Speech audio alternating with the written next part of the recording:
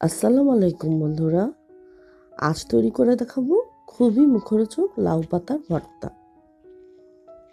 আমার ছোট্ট বারান্দায় লাউ পাতা থেকে বেশ কিছু কচি পাতা বের হয়েছে। এই তো আজকে এই তাজা পাতা দিয়েই মজার একটি লাউ পাতার ভর্তা বানাবো। আপনারাও এভাবে অল্প জায়গা থাকলে বা ছোট্ট বারান্দায় এরকম গাছ লাগিয়ে তার থেকে এরকম তাজা তাজা পাতা নিয়ে ভর্তা বানিয়ে গরম গরম ভাতের সাথে খেতে পারেন।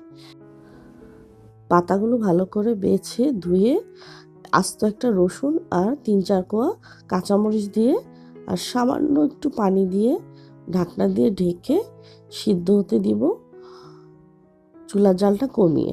এবং খেয়াল রাখতে হবে যাতে পাতাটা পুড়ে না যায়। এভাবে বেশ কিছুক্ষণ সিদ্ধ হওয়া পর্যন্ত অপেক্ষা করতে হবে।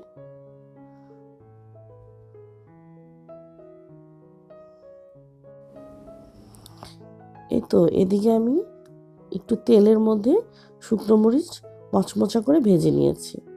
তার সাথে সামান্য পরিমাণ লবণ দিয়ে এখন বাটনাতে বেটে নিব। আজ কিন্তু এই ভর্তাটা পাটাতে করব না, এরকম মাটির খোলাতেই ভর্তাটা বেটে নিব। এভাবেই কিন্তু আমরা বাটাবাটি ছাড়া, ঝামেলা ছাড়াই হাত দিয়ে বাটনায় বেটে নিতে পারি। এই তো খুব সুন্দর করে শুকনো মরিচটা একদম ভেঙে গুঁড়ো করে নিলাম। তার মধ্যে দিয়ে দিলাম বেশ কিছু পেঁয়াজ কুচি, কাঁচা আর ভাজা পেঁয়াজ দিয়ে এখন খুব ভালো করে একদম মেখে নিব। ভর্তাটা খুব ভালো করে মেখে এভাবে সামান্য পরিমাণ তেল দিতে হবে। তেল দিয়ে আবার ভালো করে মেখে ভর্তাটা এখন উঠিয়ে রাখবো। এখন সিদ্ধ করে রাখা লাউ পাতাটা, কাঁচামরিচ আর রসুনগুলো এই বাটনাতেই ভালো করে বেটে নিব।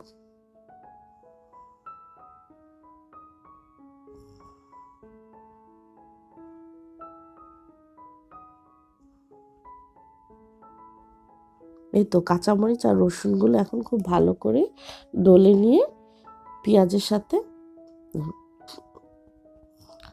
লাউ পাতার সাথে মেখে নিব। বন্ধুরা, আমার একটু ঠান্ডা লেগেছে, তাই ভয়েসের একটু এদিক সেদিক হতে পারে, তার জন্য ক্ষমা চেয়ে নিচ্ছি। আমার গলাটা অনেক ভার।